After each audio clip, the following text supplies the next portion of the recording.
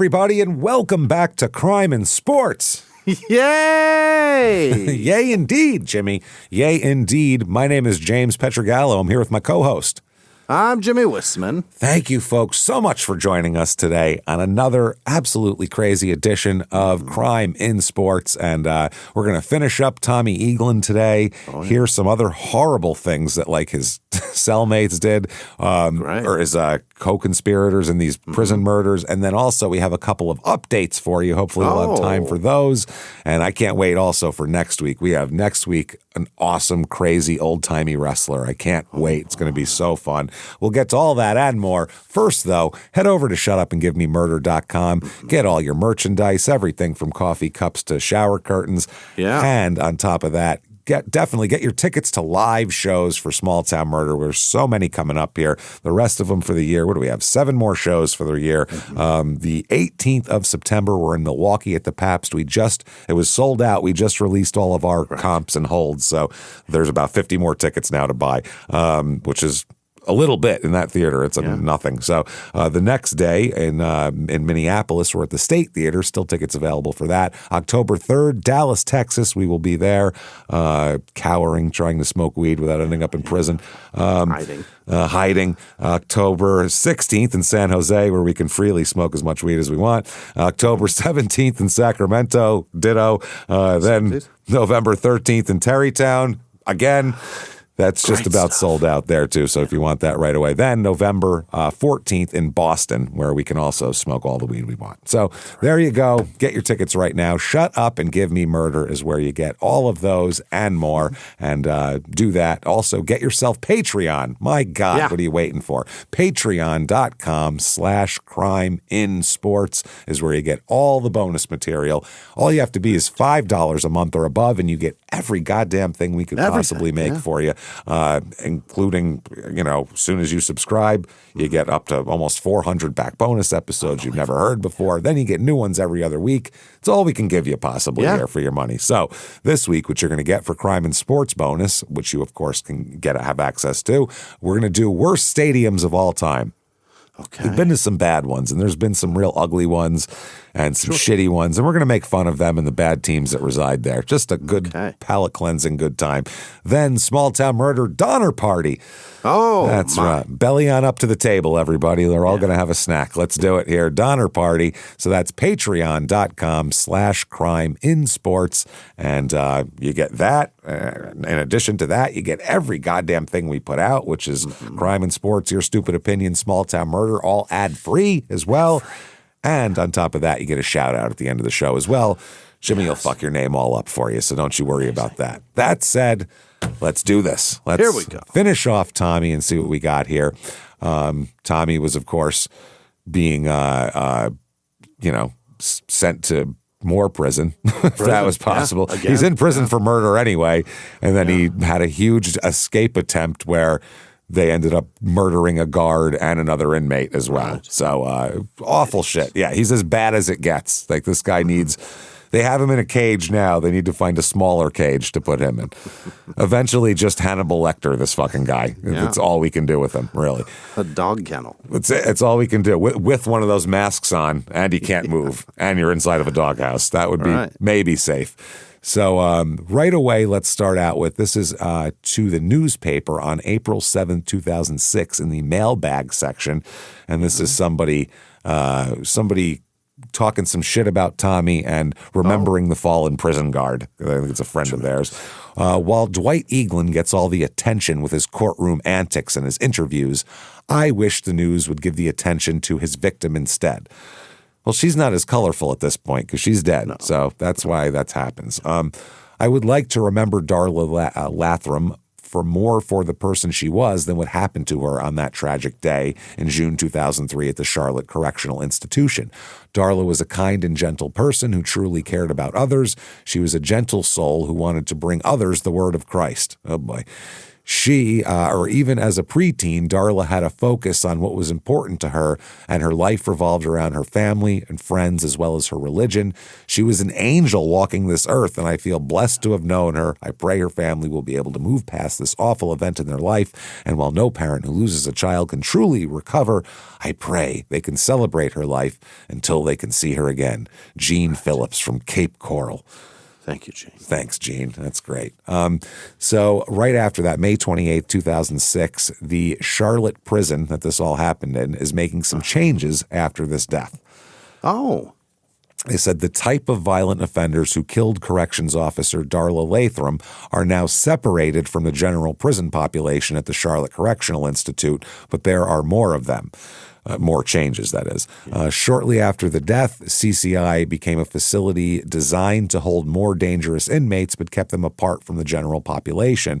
Now, close management inmates are held apart because their behavior threatens the safety or rights of others or the security of the prison, according to the DOC website. The types of jobs inmates can be assigned are limited now. They said they're in their cells for the most part. Because before, those guys were getting normal jobs and shit. They said the prison still houses a number of nonviolent inmates to keep the prison running, handling such duties as food service, grounds maintenance, and laundry.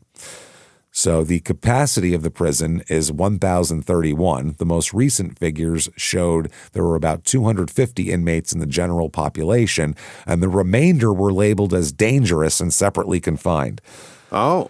So that's most of. That's 3/4 of the prisoners are dangerous. So that means that's the prison. The 250 people are in their own section. That's, you know what I mean?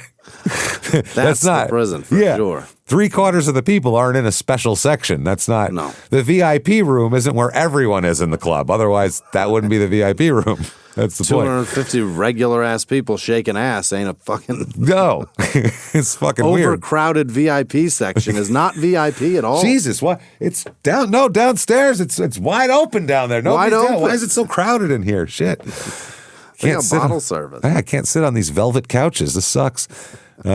Inmates who have outstanding felony charges or have been convicted of capital or a sex offense, first-degree murder, murder of a law enforcement officer, or kidnapping cannot be placed in the general population at this close management facility. Yeah. Dwight Eaglin, the inmate convicted of murdering Lathram, was in prison for another first-degree murder because he was in the general population in 2003. He was assigned to a construction work crew and given access to tools, which seems like a bad idea to give this guy a sledgehammer. Any tools at all. Yeah. Well, I mean, he's dangerous enough with his hands. Right. You're going to give him a hammer on top of it? Right. Christ almighty. So they said since the transition, there have been no inmates that do not meet the new profile assigned to construction and maintenance work squads. So there's that. Yeah. June 17th, 2006. Headline is Inmates Tape Tells of Prison Murders. Oh, boy. Stephen V. Smith. He's like, please don't turn that V upside down and make everyone on earth hate me. Stephen V. Smith clasped both hands to one side as if gripping a baseball bat. He says, quote, Tommy comes out of the room and he hits her while reenacting Tommy Eaglin's attack on the prison officer. Quote, he hit her with the sledgehammer right above the eyebrow. Ah, Jesus Christ, man. Fuck. Right in the face. Remember, we were thinking at least maybe if it was in the back of the head, she wouldn't have saw it coming. That's, Smith said he removed Officer Darla Lathram's radio and caught the prison keys Eaglin threw him. He started to help drag the officer's body into the mop closet, but Eaglin stopped him. He said, no, I got it. Go get the ladders for the escape. Friday, just 3 days before his trial is scheduled to begin, Smith took a courtroom full of people via videotape through the Charlotte Correctional Institution and described 2 murders he's charged with committing. He repeatedly laughed as he watched himself on tape in court. Oh, my God. That's bad form, dude. Don't do that. Right, so, yeah. He's like, look at me, I'm on TV. There's me. I'm on the TV, everybody, look. Look, guys, it's me. Yeah, like a kid in the 80s when you took them to J.C. Penney and they saw they had the one camera set up that went all to the TVs, and you'd walk by it and walk back and put yourself on. Or you walk in a Target and see the display TV that shows everybody walking. That and too, you're like, yeah. Hey, there's there me. They are. Yeah. It's us. Can't help but look at it for some reason. That's what he's doing. Circuit Judge William Blackwell will rule whether the jury will view the video taped July 31st, 2003. Wow. So Smith, Eaglin, and Michael Jones were all charged with 2 counts of first-degree murder. They were part of a 5-man work squad that we know all about. Eaglin was convicted of the killings and sentenced to death, obviously. Yeah. Smith was in prison for a previous murder as well. He pleaded not guilty, so he hasn't been there yet. He is competent for trial, they ruled, though. But this was the first time the public heard the gruesome details of the murders from the mouth of one of the killers. Smith pinned both homicides on Eaglin, which is all both convenient and believable. That's the problem. Yeah. Smith could be sentenced to death if the prosecutors prove Latham or Fuston died during the escape attempt. The state does not have to prove Smith committed the actual killings because it's just all part of the act if you're involved. Yeah, during it. Yeah, it's the liquor store thing. You know what I mean? Yeah. Right. You're both in there. Defense attorney Paul Sullivan argued that the judge should suppress Smith's statements according to the video, including the video recording, because they were not freely and voluntarily made. If you're taking people through a tape, look, here's this, here's that, it seems like you were in on the production. Also, he said it would be, quote, very bad for my case. So I don't want... That's the problem. I think that's the problem. This would be catastrophic for my case, Your Honor. You're really making my job a lot harder here. It's not fair that he's in the DVD extras. Yeah, it's just not fair. Smith gave his statements as a response to physical and psychological torment, fearing he would be harmed or killed if he did not cooperate, the lawyer wrote in a motion to the court. For at least a month, prison officers refused to provide him with soap, toilet paper, utensils, a toothpaste, a toothbrush, clothes, bedding, sheets, a towel, or a blanket, the motion states. He was fed irregularly or not at all as well. So they just left him to die, basically. One law enforcement officer testified that he called the state inspector general's office when he heard about Smith's treatment. In the video, Smith said that the 3 inmates planned the escape for months, building pieces of ladder whenever they could. But Eaglin had to take care of before they left. He said he had people to take care of. Eaglin took the sledgehammer upstairs to a dormitory Fuston was in. When Smith got to the dorm, Eaglin was on his way with blood all over himself.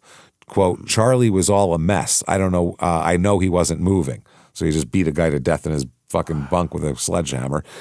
At the end of the video, Smith said he would not testify in court because he did not want to be a snitch. What do you think this video is, stupid? Right. Eaglin said the same thing Friday, taking the stand and telling the court he would not participate in Smith's trial. And there's really nothing they can do to him. He's got the death penalty. So you can't make me talk, essentially. So now lawyers shuffle blame in prison guard slaying.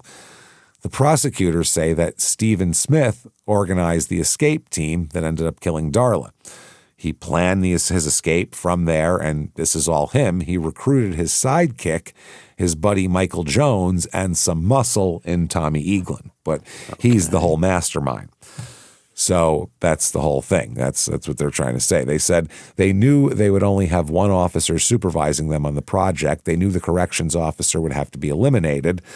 So Smith is just the lookout while Eaglin killed everybody. Oh. He tricked Latham into unlocking some ladders and led her to the spot where Eaglin would kill her. That's all Smith said he did. I just tricked her and led her to her death. Nothing much. He said Smith personally took Officer Latham on what would be her death march, the prosecutor said. After Eaglin killed her, he grabbed the radio, Smith does. But the defense attorney, they take jurors on a different journey than that. Oh. They're like, listen, guys, that's their version, and it's not right at all. They said, listen, Eaglin, none of this was planned. Escape, yes, but not murder. Eaglin, quote, went berserk and started killing without warning. He's a psycho.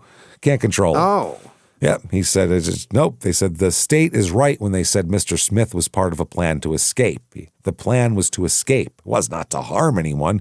Dwight Eaglin, on his own, decided to kill.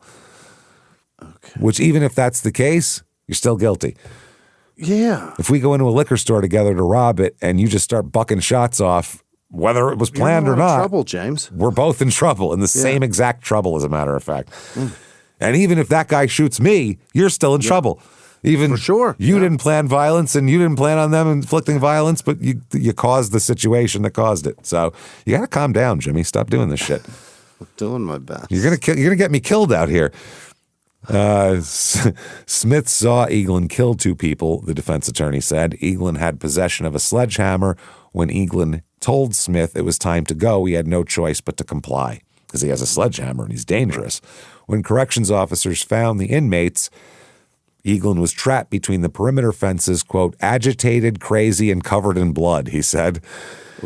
I think that is definitely the name of this episode. That's a pretty good name. Agitated, crazy, and what was it? Full of blood? Covered in blood. Yeah. Covered in blood. There we go. Excellent. So thank you, defense attorney Lombardo, for the name of this episode. Well done. So he said Smith was sitting calmly in the dormitory waiting for officers to come get him. Oh, he's a shy, retiring type, that's all. Smith was not upset because he had only tried to escape, an offense that he had attempted in state prisons 3 times before, his lawyer said. His calm state proves he didn't take part in killing anyone. Or is that right? He's a psychopath, one or the other. He's in there for murder. Man. Yeah. He can kill 2 people, including a fucking innocent woman, and be calm as a cucumber. 2 minutes later, that's scarier than anything. I'd rather have him be agitated, crazy, and covered in blood. That I can understand. I'd go, you'd have to get to that state to do what you did. If you did it calmly, you're fucked up. Yeah. Wow. So the state is no longer holding Smith responsible for inmate Fuston's murder. Smith was originally charged with both murders, but prosecutors dropped the second homicide charge, just the guard now. The prosecutor said he would not discuss the decision while the trial is ongoing. And the defense said, quote, I'm not surprised because they never had any evidence that my client was ever involved in any way with Mr. Fuston's death. Right. Now, Fuston's sister, Rosie, said she was very disappointed to hear Smith won't be tried for her brother's death. Quote, if he gets the death penalty, he's going to pay for what he did anyway. Right. Yeah, which Eaglin already got the death penalty, so all paid for. Not yet, but he's definitely made a pledge. He's on we'll his put way. it that way. Yeah. He's pledged something to the coffers, I would say, the way I would put it. June 25th, 2006. Here we go. Jury is in, and the jury finds him guilty of first-degree murder, Stephen V. Smith, the buddy there. Yes, first-degree murder of the guard. So he had been serving time for burglary, kidnapping, sexual battery, robbery, and murder, Smith. Holy shit. Holy shit, that's a full house, isn't it? It's a pretty bad guy. If you got a hand dealt to you that's all bad, that's the best full house going. I think that beats most people's. And murder? You fold usually. Yeah, it's wow. Sexual battery too? Fuck, I fold. I can handle murder and kidnapping, but I'll take all new cards, please. Holy shit. So during his sentencing, the court hears his mitigating evidence and also his non-mitigating evidence, but wow, it's bad. He had almost as weird of a life as Tommy. Quote, depraved acts stain the past of a man recently convicted of murdering a Charlotte Correctional Institution officer. Depraved acts stain. Ugh. Some he committed, some were committed against him, which is kind of how it works usually. Yeah. It's usually committed against you before you commit any on anyone else. You don't get nice people. It's the dog theory. It's Oscar. Yeah. I have a dog named Oscar. He's a German short-haired pointer, and he is the happiest being that's ever walked the earth. No one has ever been mean to him. I know where he came from. They're nice people. No one's ever hit him, shoved him, even really yelled at him that mean. Like everyone is the nicest thing possible to Oscar. He loves everything. He loves it. But if we got him and kicked the shit out of him for 6 months and then we're nice to him, he'd still be fucked up. He'd be barking at people, snapping at the UPS guy. Instead, he tries to get in his truck when you're nice to him. That's what happens. So I think it's the same thing with people. You have to kick them a little bit before they're mean. Yeah, it's generally, you got to, and it can be both ways, I imagine. I'll bet there's somebody that had a real great life that turned out to be a real piece of shit. But for the most part, if you're pretty good to a kid, they turn out to be pretty good people. Pretty good. Or they have some sort of organic mental disorder, you know what I mean, that has nothing to do with anything. Underlying that you can't fix anyway. Yeah, usually a sane person that's nice. I mean, they might fly off the handle after having 5 glasses of wine and kill their wife in their 40s or 30s or some shit like that, but they're not going to be a serial killer probably or, something like that. Now, they say long before planning a prison escape, in general, everything we say, this is like, it's always 80 to 85%. There's always an exception. There's always an actually. We get that. So everybody save your actuallys. Actually, we know there's one guy. But I love every one an of him, actually. there's 100 of that. Yeah. Oh, the actually. Actually, you missed the 1% of something, and you should have mentioned that. Yeah, sometimes things happen. Do they? Yeah, they do. No shit, stupid. So long before planning a prison escape that resulted in the murder here, that's what happened to him. So here's what he did. Apparently, he killed an elderly woman with a screwdriver that we know about. He raped 2 girls, including his 14-year-old sister. Attaboy. He raped his 9th grader sister, which is nice. Hell. Further back, Smith's father beat his wife and sons and repeatedly raped his daughters. Well, there you go. That's what I mean. You don't rape your 14-year-old sister unless you've either had it done to you or have had it done in front of you. You have to be taught that generally, unless you have some sort of organic mental disorder for the most part. So, Smith's mother did nothing to protect them. This sounds familiar. It's just like Tommy's life. It's the same thing, which leads to murder. The attorney said, that's the defense attorney trying to put him in the bed. His mother didn't protect him. Oh, God. The jury, like we said, found him guilty here. He could be punished by death or another sentence, obviously. So where is this? Okay. So in March 1990, Smith left his wife and 2 children at a park in Broward County and took off on a friend's scooter to find a house to burglarize. Hey, you keep the kids here. No, play some badminton or something. I'm going to go rob some shit. I just borrowed a getaway car that is a scooter. Yeah, it's a fucking scooter. That's from the assistant state attorney reading the information from his own sworn statement. Smith, looking for money to buy crack cocaine. Right. It gets better and better. Scouted out several neighborhoods. The prosecutor said. Smith used a shovel to break into a home and was going through a closet when 75-year-old Blanche Costello came up behind him. As she screamed and put up a fight, Smith beat the 80-pound woman. Oh, for heaven's sake. First of all, I love a 75-year-old. I love a woman whose age and weight are basically the same, and she's willing to put up a fight. That's impressive to me. That's... Wow, that's a bad bitch. Okay. As she screamed, my God, Laporte said, reading from Smith's statement, quote, I hit her again. I kicked her. I kicked her. I kicked her again. Then he spotted a screwdriver, quote, I just pressed down and it went right in her. Of course it. Thin old people's skin they have. Wow. Then he took the money. He was shocked? He's surprised by that? Didn't think it would go right in there like that. Wow. I can't believe it. Unbelievable. Then he took the money and bought cocaine and smoked it in the park with his wife and his friend. Nice word. No word on where the kids went during that. In April 1990, Smith burglarized another Broward County home looking for drug money. They said he found a 12-year-old girl in her bed, put a gun to her head and raped her. Oh, dear Okay. Lord. You can't, Dwight's Tommy's a bad guy. He's a piece of shit. He's a murderer. I think Tommy also has a lot of brain damage. there's something wrong. I think his dad probably caused tons of brain damage. He was Possible, knocked completely unconscious more times than he can count as a child, which isn't good for you as it develops. And then he's a boxer constantly and a type of boxer who defense was not a priority for him. No, he wasn't fending off. This fucking guy is a sick bastard, period. I don't see Tommy raping a 12-year-old at gunpoint. Yeah. You know what I mean? Yeah. Wow. Everything I did was wrong, Morgan read from a statement Smith made to investigators. In December 1981, Smith was convicted of raping his sister, testified Rhode Island State Prosecutor Jack McMahon. He took her to an isolated area for a driving lesson, then put a knife to her throat and raped her. His own sister. God. His 14-year-old sister.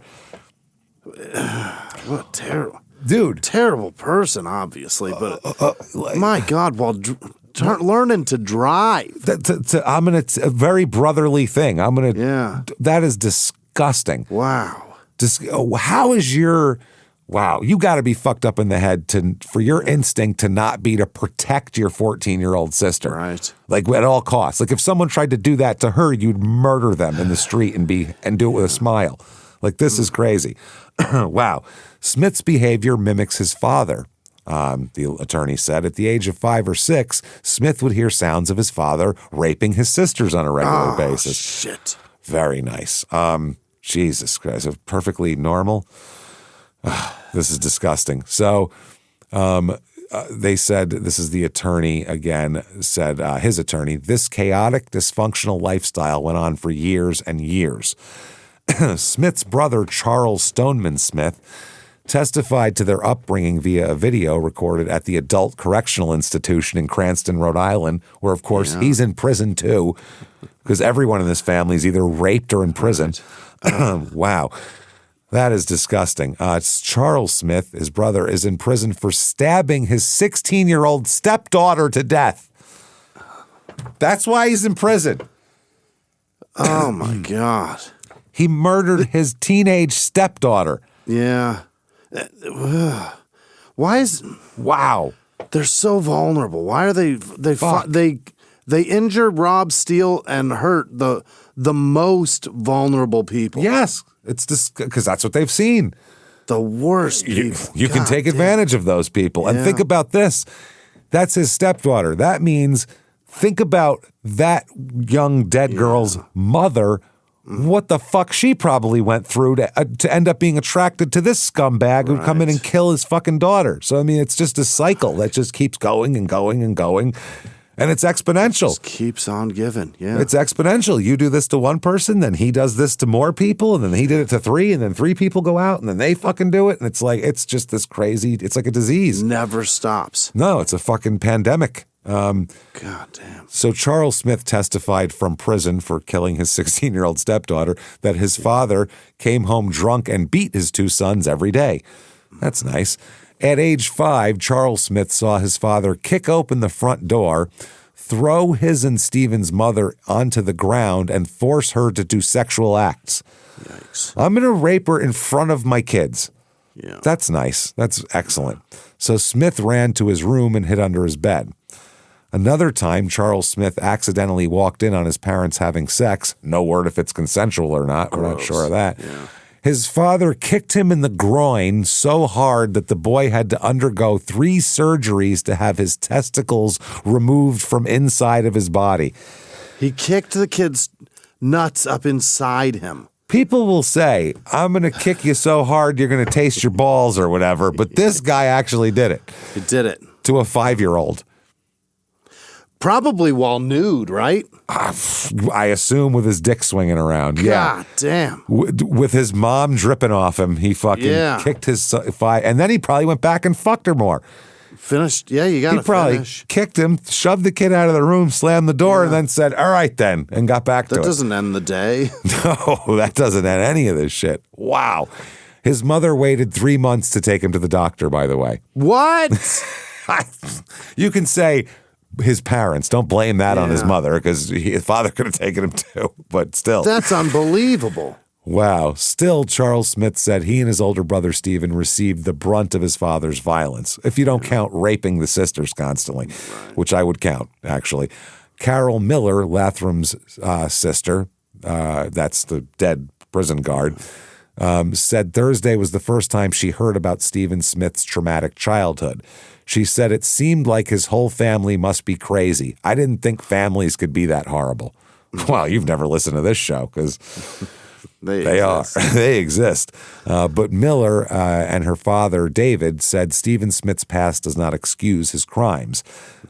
David said, I think each person has a will. You can't blame the circumstances. The person makes the decision. Right. To a point. If this is what they came up in and they've never gotten any help for it, which as once you're an adult, it's on you at that point. Yeah. We feel bad for them until they're an adult or until they lash out outside of their house. Then we don't feel bad anymore. If the behavior matches what you've seen, then yeah, you can certainly blame the environment. Fuck yeah, you can. But I guess once you're an adult, then it's your responsibility to get whatever help you need. But you don't even know you need help because you just think that's normal.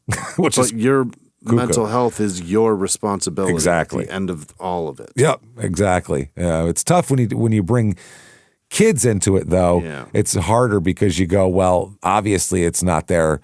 They don't know any better. But then as soon as they turn 18, we're like, now you should know everything, and you should have perspective on your own mental health, and you should know. And that's just not realistic. But there's no way to fix that either. You can't no, and that's why therapy is good for everyone because then a professional will tell you the level of fucked up that you are. Maybe that's it. Maybe we add that into school. Like one class is therapy. Here and there. It's about the length of a therapy session, a class. Yeah. You have 8 periods. One of them's therapy. 50 minutes. Yeah. Hire some fucking psychologists. I would love that if they would do that. That'd be great. Everybody could use it. Yeah. Just to at least talk about your shit. And then they'll tell you, P.S., you are super fucked up. You should be here every week. Fucked up. But then you get those skeptics that are just like, oh, they just want to pay their bills. Well, while they likely do, they also don't want you out there shooting up schools. Yeah. And I don't mean like elementary school. I'm talking 9th grade, 14 on. Freshman. I don't want a 7-year-old going in there. They don't have anything to talk about. I'm talking about Paw Patrol, wasting my tax dollars. I'm not interested in that. Coming in with a venti frap. Yeah. Talking about. But if it's a kid like this who's getting kicked in the balls because he saw his dad fucking his mom, that kid needs a therapist. But most don't. Tell you what, if you've had your nuts surgically removed from your after an injury. Forced from on your you pancreas. By your parent. Yeah. You had your testicles removed from your spleen. You're probably fucked up. You're not good. No, not at all. Jesus Christ. So anyway, the prosecutors here, Michael Jones is on the line as well here. Mike Jones. Old Mike Jones here. He's accused of the 2 murders, and they agree to a plea bargain. Oh. But a circuit judge insisted the case go to trial instead, even though the prosecutors and defense agreed on a plea bargain. I hate when they do that. Listen, we agreed to it. Shut the fuck up. No, we like trials around here. We're going to do a trial. The judge reviewed 2 recent mental health evaluations of Jones and deemed him still competent to proceed. A circuit judge court pointed out that mental health experts have repeatedly said that Jones is rational, even though his sanity has been questioned since the murders.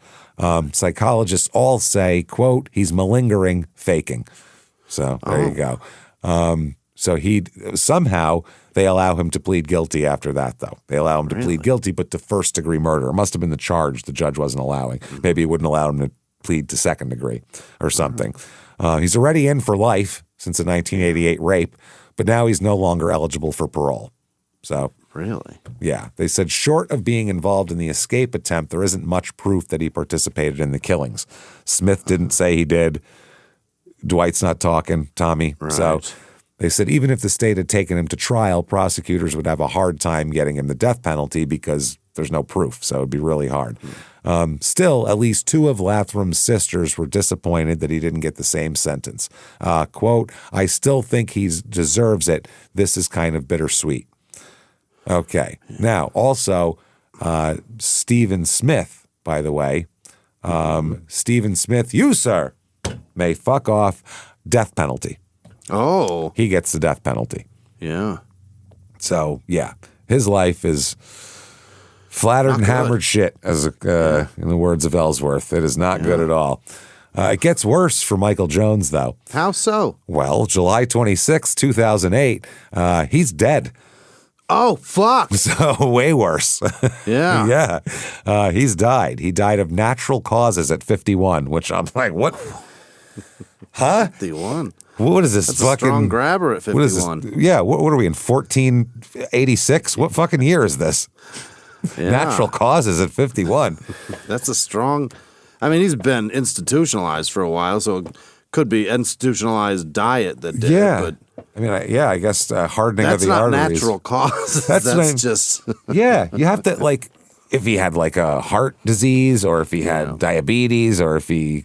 That's a cause of death. That's not Did he natural have a cause. genetic brain disorder that gave him an aneurysm? That's, I mean, technically natural causes. It's technically a tumor is natural. I mean, nobody implanted it in you. It's not made of metal or anything, but that doesn't mean it's a natural cause. Yeah. Either way, that's all we get. June 5th, 2009, Tommy is appealing here. He's appealing his death sentence, and the Florida Supreme Court ruled 6-0 against him. So he gets fucked there. This is just the automatic appeal because it's a death case. He gets nothing. June 2010, there's a neurological examination. Oh. This is very interesting. Thomas Hyde, MD, PhD, is a behavioral neurologist who currently works as a chief operating officer at the Lieber Institute for Brain Development. Great. Your old job, remember? Yeah. Yeah, that was a tough one. You got fired pretty fast from that one. Great. Yeah, they were like, nope. A private nonprofit research organization associated with Johns Hopkins in Baltimore. A behavioral neurologist is a neurologist who studies the diseases of the brain that affect behavior.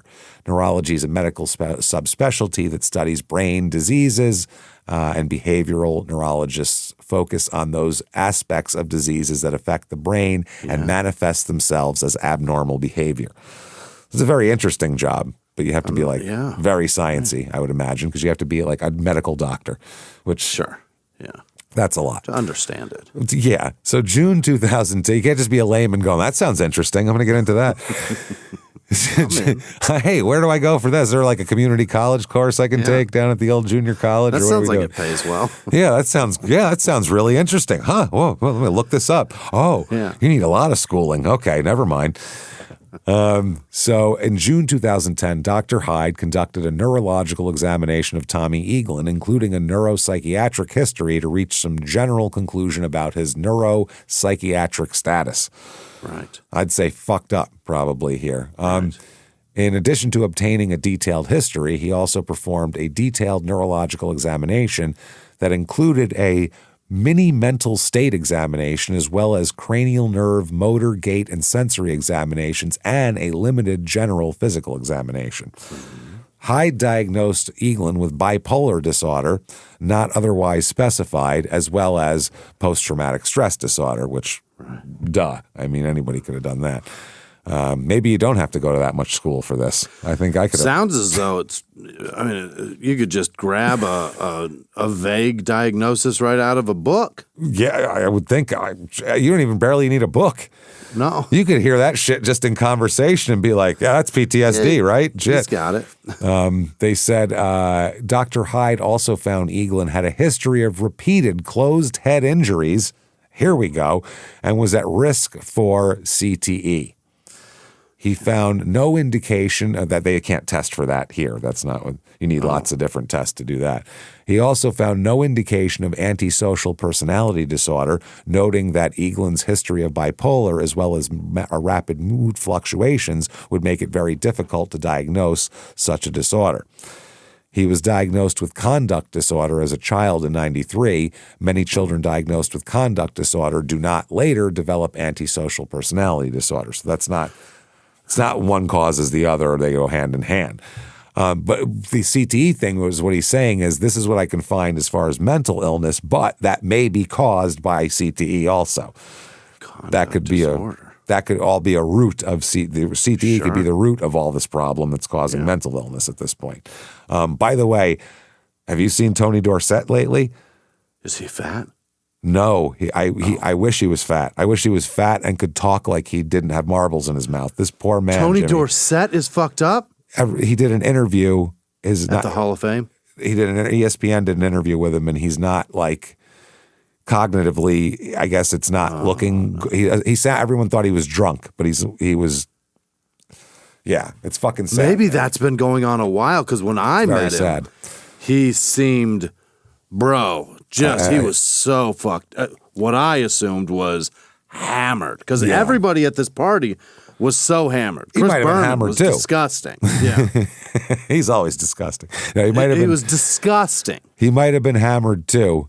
But this is it's sad, dude. So I just assumed he was just super fucked up. That's a running back. He may have been going through this a while. That's a small guy who took an awful lot of hits. So little. He's not a big man. He's not a big man, and he took a lot of hits when he was back in the day. I mean, he played for the Cowboys. You know, he was doing on turf. Right. Hard nose. We play to win, and we bleed for this shit. And he came out. This pussy shit we got today. I think 77 was his rookie year. So back then that's right.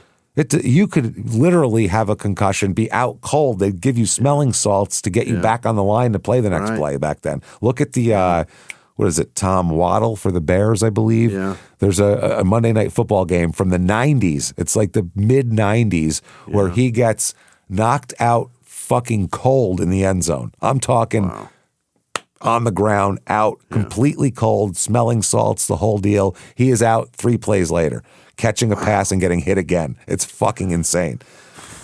That's how they used to play it. This little man got his bell rung a lot. Yeah, he's a running back, so every goddamn play he's taking a hit that he catches, that he gets the ball or hands it off. So then there's a psych evaluation. This is David Pickar, MD, a psychiatrist with expertise in mental illness who specializes in schizophrenia, psychosis, neuropharmacology. He also testifies here as a practicing psychiatrist. He prescribes medications, including psychotropic medications, and he conducted a psychiatric evaluation in Stark, Florida on Tommy in 2010. Also got background materials, including school records, employment records, previous doctor's reports, and reviewed a TV interview of Eaglin taken at the time of the trial, depositions from guards and inmates at the correctional institution at the time of the offense, reviewed raw data from the other guy who just did his evaluation, and all this shit. Part of his evaluation performed a mental status exam, typical in normal psychiatric interviews. The purpose of the exam was to assess Tommy's clinical state at the time of the interview. Specifically, Dr. Pickar wanted to assess whether Eaglin was psychotic. Oh. Which, I mean, I think you're splitting hairs here. His actions are psychotic, so what's the difference? Yeah, I mean, he's certainly in prison for a long time for some psychotic shit. Yeah, but if you do psychotic things, it's like you do, therefore you are, I think, at that point, right? Like, you could say you're not a pedophile, but if you went out and fucked a bunch of kids, right, you're still a pedophile. That's what the definition of a pedophile. It's pedophilic behavior. Yeah, so I don't know what the difference is here. So people are like, yeah, but I don't like kids. I'm not into them. I just fuck them. You know what I mean? Please don't isolate that. Yeah, they were just there, you know. Right. I was looking for gals. I found this one. Yeah, I like 40-year-olds with big racks, but, you know, I found a 9-year-old boy. What do you want from me? I'm only human. None of them wanted to fuck me, so I fucked this guy.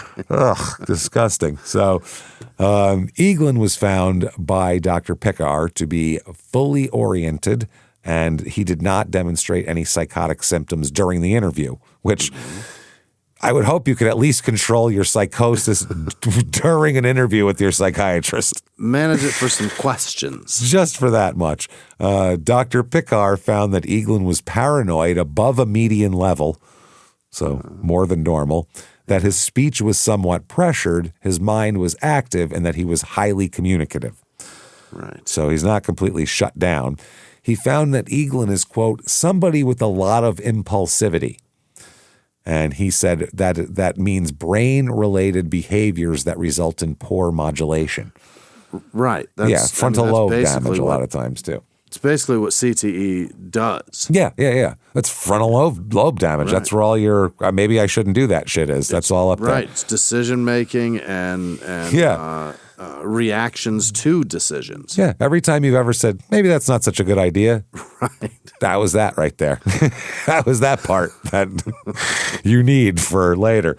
You know how you managed your emotions? That was that part of the brain. That was that part of them. Yeah, exactly. You didn't just get irrationally frustrated and make a rash decision to injure other people. That's because you used your brain. You used that part that went, ooh, no, bad call. Yeah, that's not good. That's the part that Aaron Hernandez forgot about. Well, that's the part that was mushing on his brain Right. as well. Yeah. That's the part that also alcohol makes not work anymore. Right. It completely, water brain. yeah, completely. It just pushes that, basically takes it and goes, you shut the fuck up, and pushes it like in a bathtub and holds it down.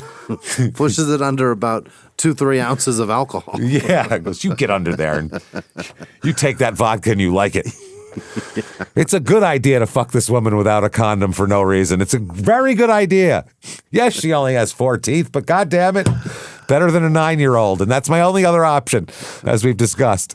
Don't we want to come? Don't we want to come tonight in something? Instead of disgusting. So now, as a 12-year-old, they say he exhibited types of behavior starting from early childhood. As a 12-year-old, he also had neuropsychological testing. The testing established that Eaglin had a very high IQ, and at the time of the testing did not have any cognitive deficits in any particular areas. Great. That's when he was a child, I believe. Yeah. Dr. Picard distinguished between antisocial tendencies and impulsivity. According to Dr. Picard's assessment, he did not exhibit antisocial acts as a child, just impulsivity, which also can be affected by your dad constantly punching you in the face. Dr. Picard diagnosed Eaglin with bipolar, not otherwise specified, a major mental illness. He found, that's in the court docs, it's not my opinion. I didn't just say a major mental illness. That's according to the doctor. Hey, I have to specify because otherwise people get mad at me. People, everything they think I said the thing. It's like, I'm reading a thing that someone said. This is not my thing. Stop fucking around with your bullshit. Yeah, like I'm diagnosing him. I'm not a psychiatrist. I don't know what the fuck is going on here. He found Eaglin has bipolar manic depressive illness with histories of impulsivity, highs, manic or hypomanic, and periods of depression. Bipolar. And back in the day, it was manic depression illness. They always called it back then. If you don't know bipolar, I think everybody knows by now what that is, but characterized by changes in mood, one bringing euphoria, and then depression. So you get the manics, and then you get the lows. Yeah. So they alternate, and a person can present with depression multiple times before they experience a mania. And a lot of times they don't like to take medicine because they like the mania. The mania feels good. Feels like you're getting shit done. Right. And you feel great on a manic, run.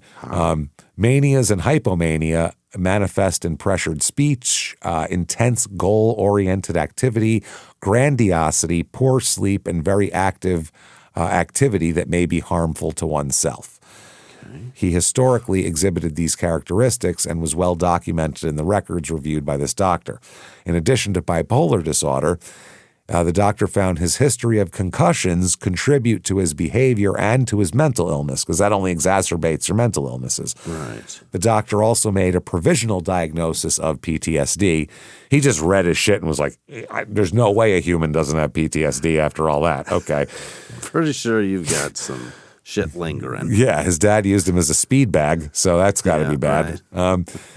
Dr. Picard was struck by the extent of abuse Eaglin suffered as a child, as well as how his history of mental illness was documented, or how well his history of mental illness was documented. As a child, he went through periods of crying and a lot of depression. That's only because he got taken away and put in place that they would evaluate him there. He engaged in headbanging and irritability. As early as age 10, he was identified as having mental health issues, which I think that's about as early as you can diagnose anything. I don't know how you wouldn't, yeah. Well, if a kid's acting weird when they're 7, you're just like, the kids are weird when they're 7. I don't know. You have to wait till they're about 10 where they kind of even out a little bit, I would think, anyway. I don't know. So in addition to his developing mental illness, he also suffered head trauma as a high school football player and to a great extent as a Gold Glove and professional boxer. to a great extent. I mean those are two very obvious places that you get that. Those are the ones right there. Yeah. You add to that a whole childhood of constantly being punched in the head, and he's done everything possible to have CTE. Like, it's impossible that he doesn't. Yeah, he's been looking for it. Yeah. They said head trauma that one receives in boxing is not a trivial matter for anybody, but in particular if the individual has underlying psychiatric problems. Okay. Not good. And they said concussions to the brain can occur without loss of consciousness as well, which a lot of people don't realize. They think you have to be unconscious. Closed head trauma and the resulting concussion to the brain exacerbates manic episodes in individuals who suffer from manic depressive illnesses. Mm-hmm. The head trauma creates its own level of impulsivity in these individuals as well. Because your frontal lobe is getting mashed down. Right. Drugs such as Prozac are also used to treat impulsivity in individuals who suffer from brain damage as a result of concussions to the brain. So I didn't realize that. That's how they're treating CTE is with Prozac. Oh, wow. And I've heard they give them that, but I always thought it was for the massive depressions these guys get. Because they get hugely depressed with these head injuries. So I thought that's what they were because they're frustrated because they don't know what to do. Yeah. If you left your house, drove to the store, stopped at a light, and genuinely forgot where the fuck you were, didn't realize these are familiar surroundings, didn't know where you were going or where you came from, you would get fucking angry too. Probably. Anybody would. You'd get... Can't imagine you can't. That would be so frustrating. And especially if you're... Old people seem to sometimes be able to take it in stride of like, well, getting old, I don't know. You know what I mean? I've heard that... My grandma's so funny. They just take dementia as like, well, that's what I got going on today. Whatever they got, something sticking out of their rib cage today. Well, I got a tumor today. I don't know. It's just whatever happens, they're expecting. Young people can't take that. She's losing her hearing and she can't remember shit. That's amazing. My grandpa and I are standing next to her talking, and then we'll look over to her for her 2 cents. She goes, I can't hear either of you fuckers. So you say something, she says, what? You repeat it. Then she answers the wrong thing because she's got dementia. Then you go, what? And she says, what? And you guys, that's a frustrating conversation. Yeah. We took my grandfather to the doctor, and then that afternoon, I came over to the house to bring him slushies or some shit. And I was like, that was wild seeing him at the doctor this morning, right? She's like, we went to the doctor tonight. And I was like, he did. And she was like, what'd you go for? I'm like, lady, what do you do? You were there. You were there, motherfucker. Drink this. She's like, I can't remember shit anymore. I'm like, remember? It was this morning. Jesus Christ. Yeah, you don't need to remember. You still have a sticker on that says visitor. He's still wearing the bracelet. There are clues here. Unbelievable. So they're using Prozac. Now, Dr. Picard reviewed Dr. Harvey's neuropsychological testing. The testing showed that Tommy's IQ had dropped. Which is indicative of, quote, focal damage and processing speed as a result of head trauma. Yeah. So he's like kind of, anecdotally diagnosing him with brain damage here. Right. He reviewed another doctor's findings. Both experts solidified his diagnoses, he said. Eaglin was incarcerated for most of his adulthood, and Dr. Picard was impressed with the level of care and organization by the Pinellas County Jail and Department of Corrections to identify his diagnosis, follow his diagnosis, and manage his condition. That's because he's dangerous. They wouldn't do any of that shit. If he was meek and 110 pounds and sat in the corner and shut the fuck up, they wouldn't do any of that. They wouldn't care. This guy hurts people. Yeah, this guy's you better keep him under control or he is a problem. And for the guards, too. Give him his fucking medication. I don't want him taking a swing at me. Who cares? As an inmate, he was treated with appropriate medications for bipolar disorder. From 98 through 2000, his bipolar disorder was treated with Depakote, Depakote, Prozac, and Elavil. So these are, stout medications. Especially the trio there. Yeah. While he was incarcerated at the Pinellas County Jail, the jail's initial psychiatric assessment of Eaglin documents his extensive history of mental illness. Jail records again document that as early as age 10, he was treated for depression again, like we talked about, impulsivity and for anger that this treatment included medication. As a young adult, he was prescribed Prozac for many manic episodes. He further reported at the time of the Pinellas County offense that he was on Prozac, alcohol, and coke. Alcohol and coke. I don't know what that does with the Prozac, but I don't know if he found a cocktail that worked for him here or if those things all counteract each other and don't work. You're right. not meant to drink when you're on antipsychotics for sure, but antidepressants aren't helped along either with alcohol. No. Like people, like I've heard doctors say, like if someone's on an antidepressant, they have a couple glasses of wine once in a while or something like that, but they shouldn't manage be. alcohol intake is what they say. Yeah, not I get shit-faced, I go out and have 20 drinks and a bunch of Coke on top of it. I don't think, because God knows what the fuck that does too. Holy shit. I can't call it. Wow, imagine, I'd love to like take a tour, like wow, have like a backpack on and look around his brain while that's going on. So the Prozac's doing, oh, here comes the booze, watch out. Oh no, the Coke's coming. It's like a tidal wave, shit's going crazy. It's all sorts of shit lighting up. Those monkeys dancing are because there's cocaine in here. That's what causes monkeys to dance. At the time of the assessment, the jail personnel considered bipolar disorder, post-traumatic stress disorder, and history of substance abuse as possible diagnoses. The jail prescribed Depakote and Elavil as part of his treatment plan. However, the next month, Eaglin asked to be placed in segregation because, quote, his head isn't right. That's for sure. Hey, if this guy comes up to me and goes, my head isn't right, put me up, we'll lock you away as long as you want us to, sir. Here you go. My head isn't right. I need segregation. Yeah, you do. Yes, that is you correct. do. What's the Hunter Thompson line about? Fuck, it's so funny about, because I wanted to take my head off, unscrew my neck and to unscrew my head from my neck and take a look at what makes it work or some shit. And when he was tripping on acid. That's the problem. That's the problem. My head isn't right. So he was afraid he would hurt someone, hurt another inmate, he said. He was also considered to be a suicide risk because his head wasn't right. Right. He was referred to a mental health professional at the jail, and he was prescribed valproic acid, a generic form of Depakote. That's all that is. The jail monitored his medication level through a series of blood tests to make sure it was working and he's taking it. According to the jail records, he took his mental condition very seriously, and they very assertively treated him with medication. That's the other thing, too, is a lot of inmates are they fight any sort of mental health treatment as well. They don't want any part of it. So, and some guys do and they don't help them, so it goes both ways. However, as of May 98, Eaglin reported that the Depakote caused him to shake and stutter, which is not good. Yeah, because that's a strong one. He was again diagnosed with bipolar disorder in October that same year, and he again requested medical attention. He said, I need to speak with you about my anger management. I'm angry for hardly anything. I snap into bad moods. My moods swing a lot again. Oof, that's dangerous. The request is indicative of the seriousness of his medical condition. However, there's also an indication that Eaglin does not suffer from antisocial personality disorder. Oh. That's what they keep saying. They don't think it's antisocial personality. We can rule that out, I think, by now. Yeah. Everybody since he was 10. He's malingering that. He's just a threat to everything and everyone around him. Yes, it's just the other things causing him to have symptoms that sort of mirror that, I guess. The jail continued to prescribe Depakote and monitor his blood levels through February of 2000.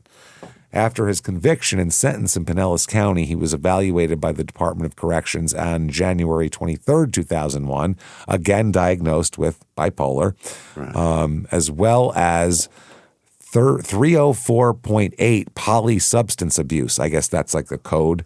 3048 is a polysubstance abuse, meaning multiple substances. Yeah, multiple things. Coke. Booze, coke. Booze, yeah.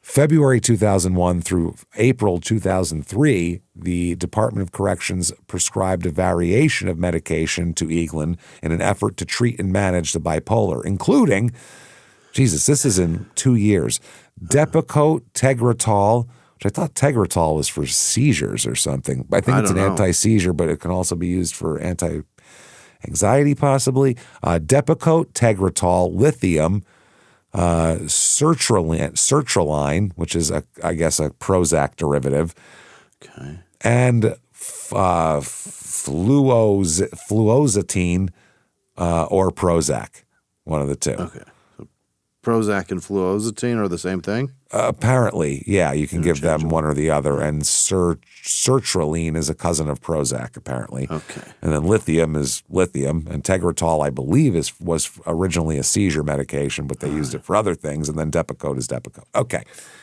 However, as of March 2003, he was not receiving any medication. Really? You can't go from all that to nothing. Unmedicated in the joint. Yikes.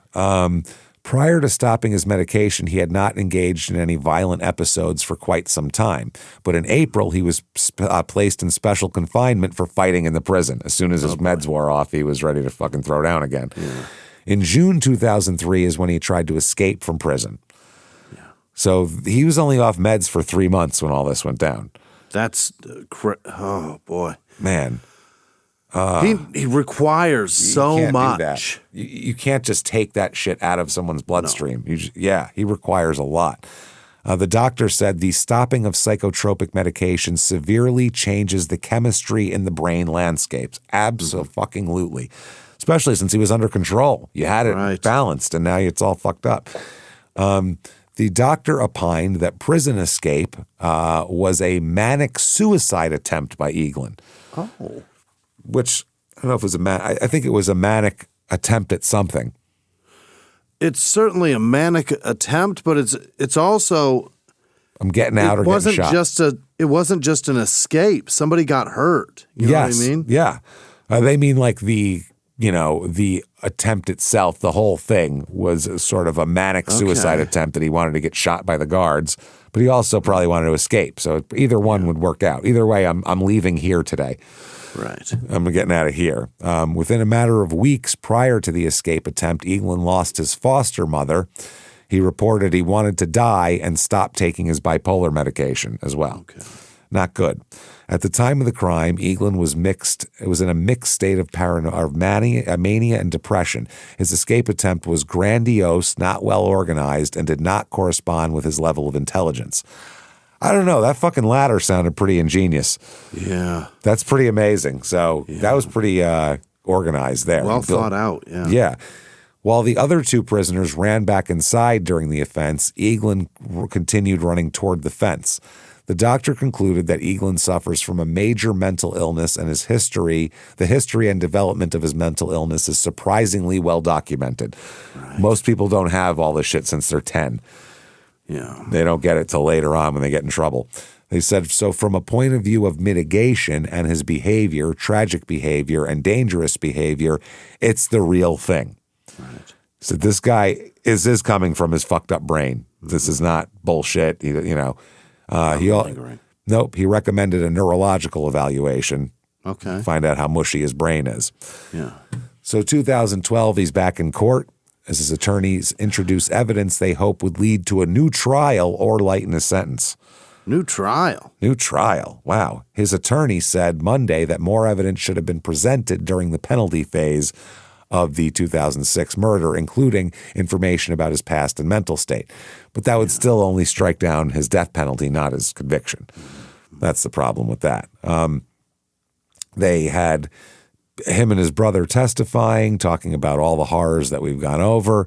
I guess a chief petty officer in the Navy, Kenneth Eaglin, told the court, Kenneth is another brother, I guess. Yeah. Yes. The only one not in prison currently. He's in the Navy. Sure. See what I mean? They had to go either in prison or this guy said, I have no structure. He went in the fucking Navy and gave himself some structure. But yeah, these kids weren't just going to go off to college and get jobs in the white collar sector of shit, you know? He said most interactions with their father were marked by bursts of anger and violence. In his tears, Kenneth pleaded with Judge Christine Grider to be able to touch his brother as he finished his testimony and exited the courtrooms, but bailiffs denied his request. Okay. Eaglin is serving a life sentence. Yes, we knew that. Okay. 2012, a meeting with Dr. Hyde. Yes, literally Dr. Hyde. What? Yeah. Dr. Jekyll and Mr. Hyde. Yeah, this is Dr. Hyde. So we've mixed them into. Okay. All right. Dr. Hyde met with Eaglin for a second time in 2012, given the complexity of his case and that he has 2 major psychiatric disorders, as well as a complicated neurological history, including a single seizure as an adult while on Wellbutrin, chronic traumatic, CTE, closed head injury, and extensive history of football and boxing injuries. This doctor diagnosed him with PTSD, based on his verbal and physical abuse as a child. And he also spoke with Eaglin. All the records described a childhood of abuse and deprivation starting at a very early age.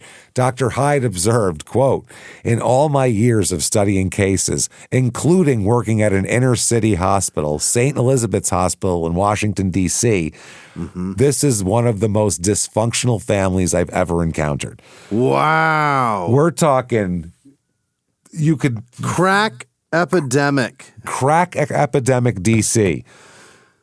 This family's more fucked up than that. Wow. Severe individual trauma as well as repeated trauma during his early childhood. These symptoms include frequent nightmares, flashbacks, possible fugue states.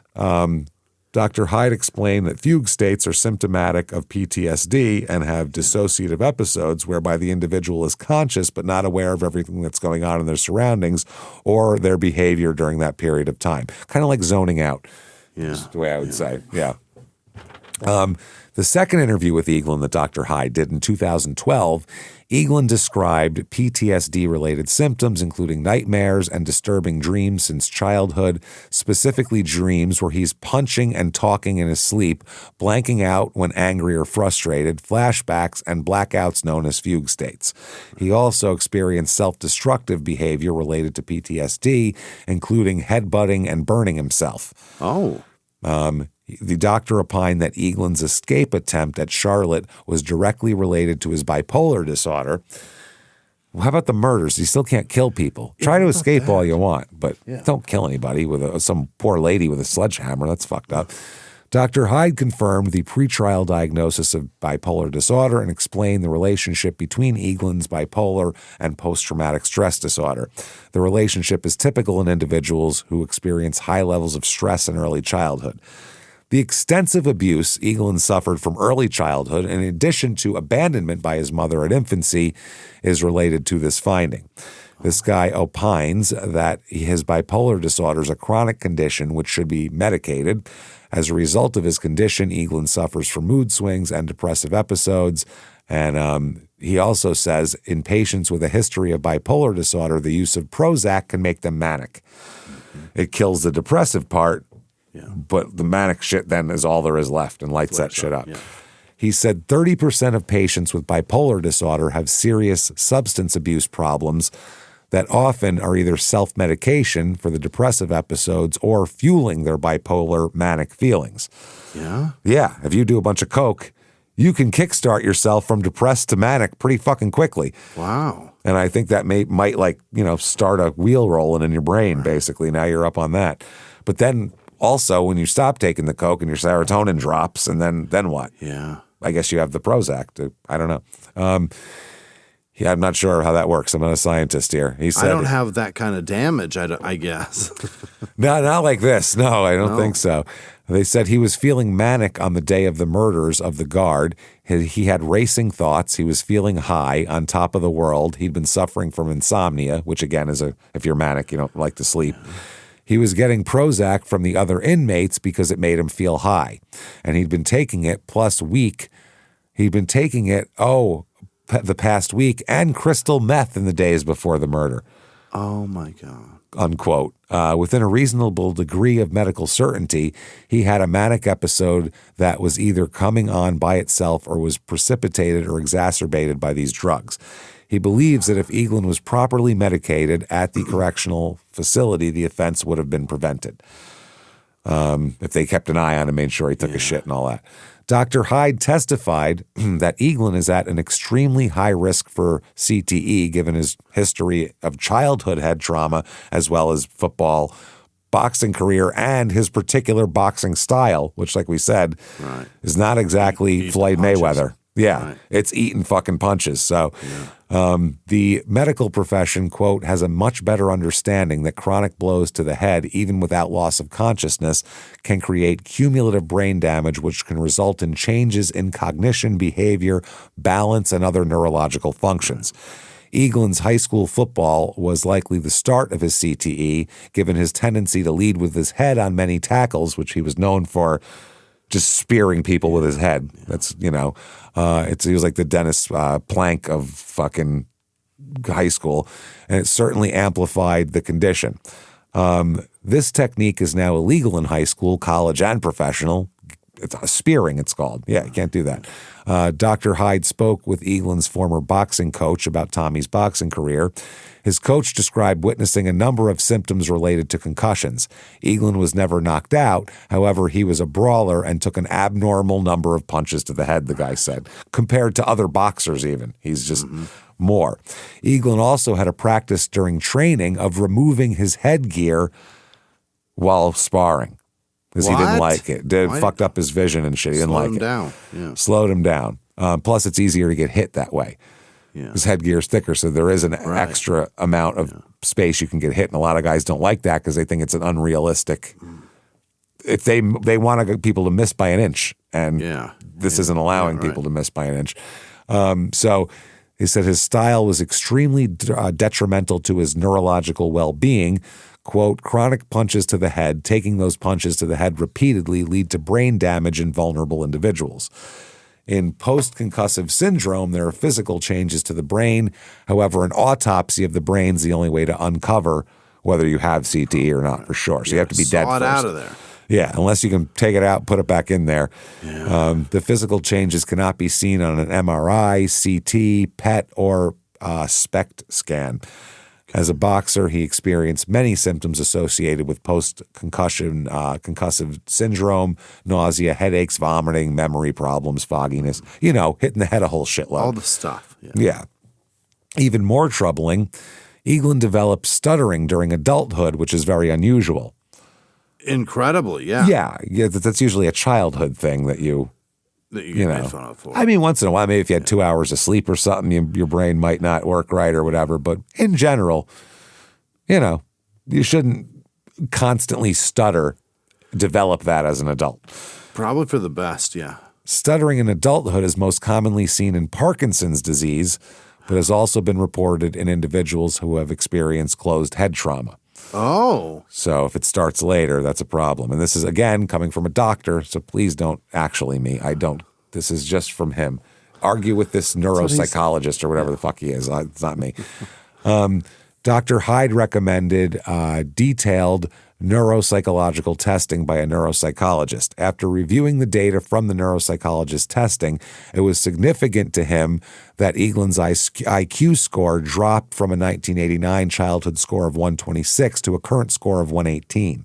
Oh, my. He opined the significant decreasement of the IQ score was related to brain damage from chronic trauma from the brain from boxing and or related to bipolar. Okay, now, his other things, 2013, he's doing this appeal, including all this shit, and part of it is basically ineffective assistance of counsel.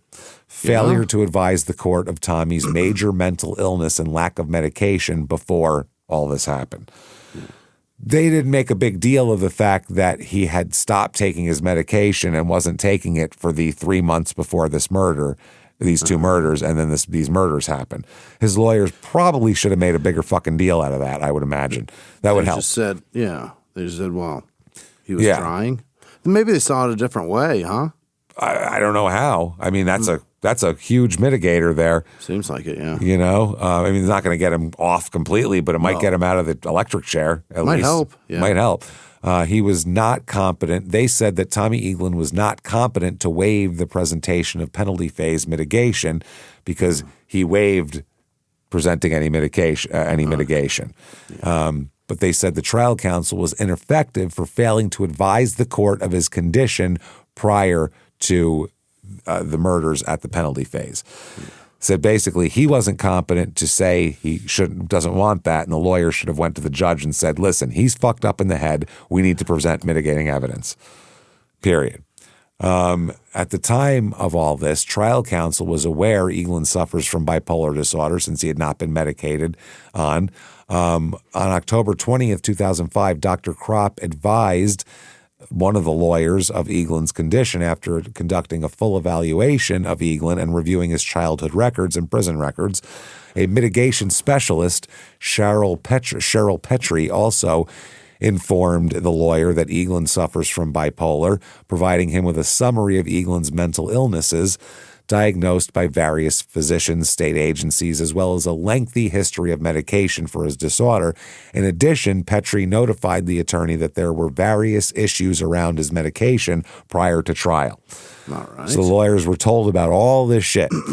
Despite the advice of both experts regarding Eaglin's serious psychiatric disorder, quote unquote, the lawyer dismissed them, claiming, quote, this is amazing, everyone's bipolar. We all got problems. No. That's not how you do it. Fuck that. Everyone's bipolar. Anyway, what's next? Okay. Who's got issues? I got issues. I got issues. You got issues. I got hit in the head once. It's fine.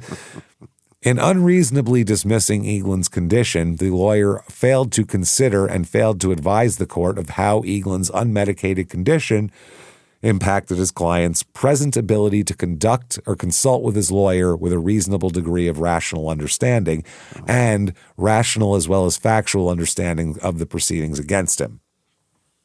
As demonstrated at the evidentiary hearing, he suffers from bipolar, histories of impulsivity, highs, manic, hypomanic, periods of depression.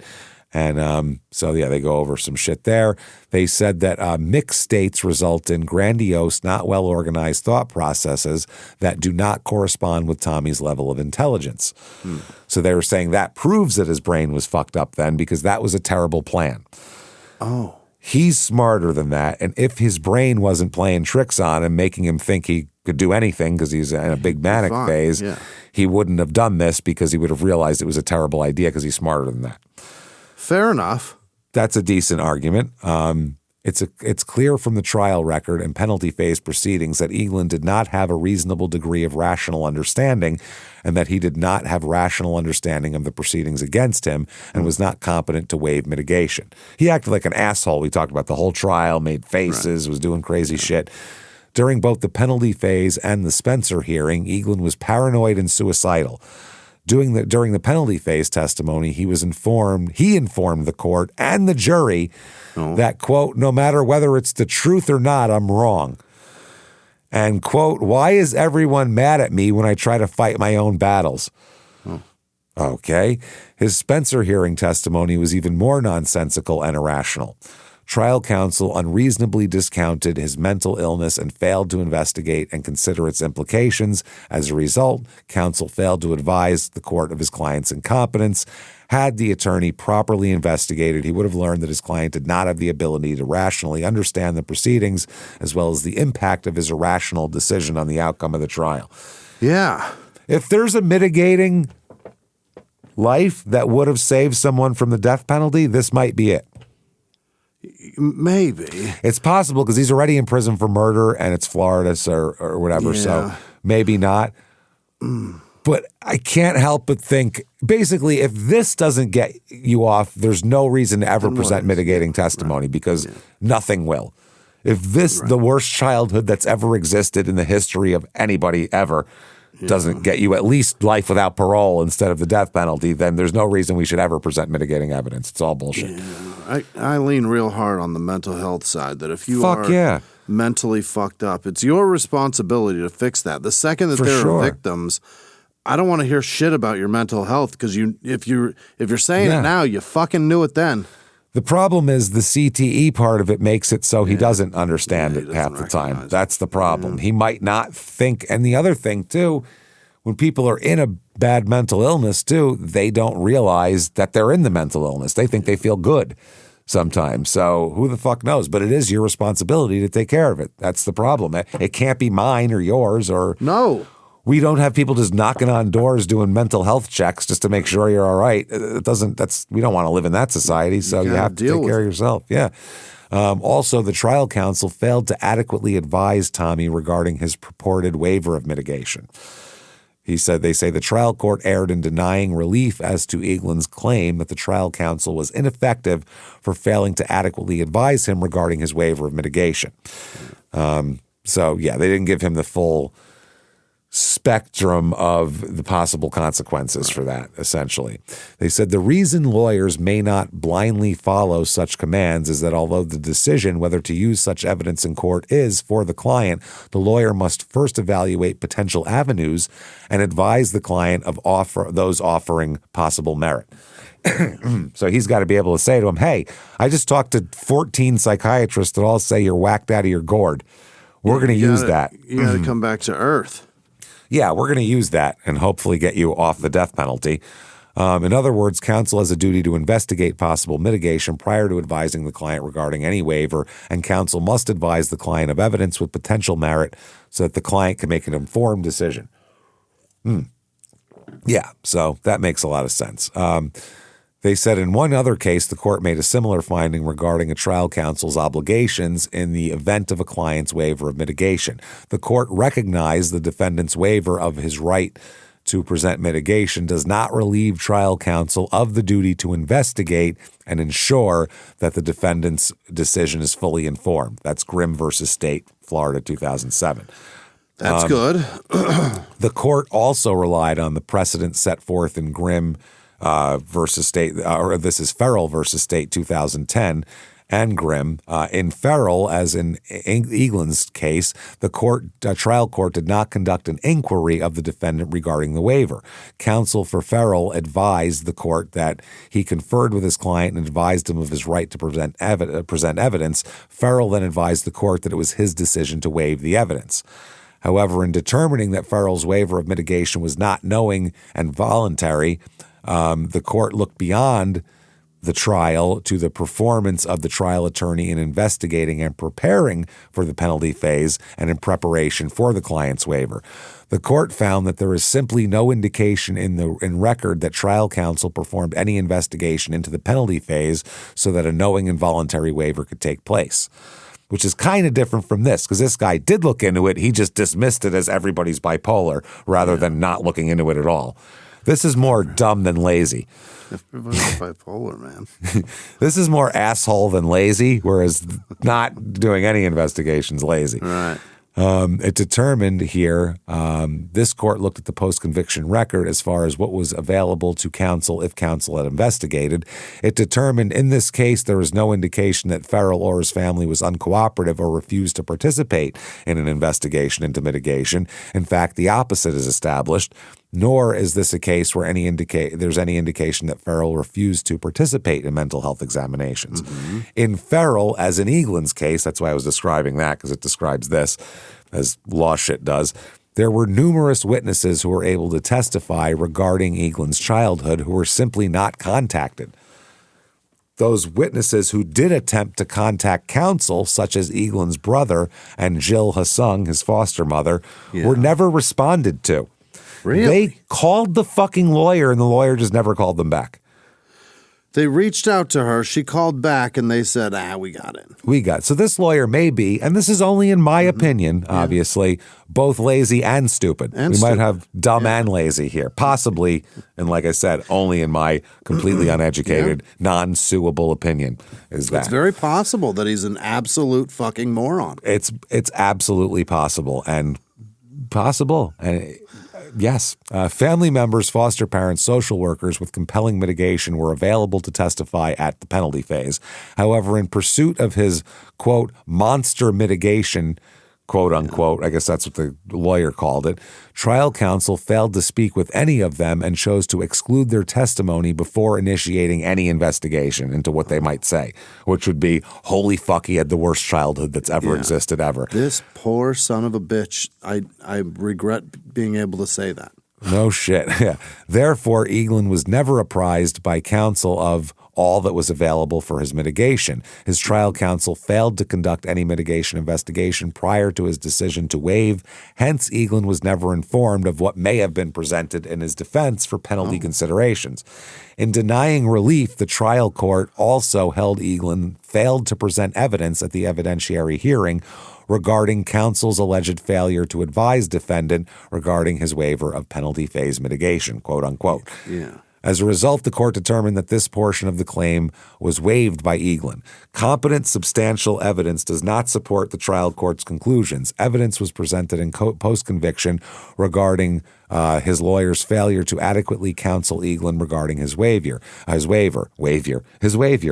The state's question, it's a waiver. The state's questioning of their witness on direct brought out the following. Question: did the defendant want you to present any information about his background and childhood? Answer: we didn't discuss that specifically. That wasn't our. Did you talk? I didn't talk. What the fuck did you discuss then, moron? That Jesus. wasn't my interest at the time. Wow. Okay. Did he ever ask you not to present or not to present anything about his upbringing? Answer: well, we didn't discuss that. That wasn't my area. Nope. Well, someone should tell him stuttering. It might mean cognitive decline. We didn't discuss that as in any kind of detail. And for the reason I didn't bring it up, it is that there were too many things in there, and that could become a double-edged sword and hurt him rather than help him. How the fuck? Oh, if his father beat him a little, it would have been good for him. But if the father, really pummeled him real good. I mean, speed bag, held him up by the fuck. That means that, that'll hurt him, obviously, in court. Wow. They say that his attorney's testimony indicates that it was his decision not to discuss with Eaglin the presentation of family and personal background as part of a penalty phase. And that's your lawyer's job. This guy's not a lawyer. He's a fucking boxer. He doesn't know this shit off the back of it. He's not a comedian with 14 podcasts. He doesn't know this shit. So it was his decision. The lawyer also testified he and Tommy never discussed calling any of Tommy's friends as witnesses in the penalty phase either. Really? Nothing. What is also clear from the record is that Eaglin was not opposed to the presentation of mitigation. During his lawyer's testimony, the state asked him about Eaglin's decision to not involve family members. In response, his lawyer corrected the state and clarified that Eaglin specifically told him, "Don't bring my mother into this." Don't let my mother, Well, yeah, because his mother wasn't around since he was born, so what the fuck would she have to say? And, quote, he did not encompass all of the family members. Okay. He testified, the lawyer did, that he couldn't answer the question as to whether we discussed the brother as a potential witness. He did testify that, quote, as far as talking it over with Dwight, we limited it to the statement he didn't want his mother involved and perhaps his brother. Then this document goes on to say, had counsel done the job he was constitutionally required to do, a wealth of mitigation was available that Eaglin would not have opposed.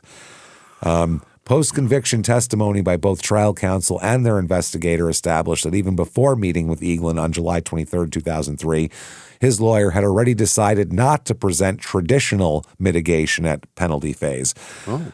Woof. They both testified that this lawyer had formulated his mitigation theory very early on in the case.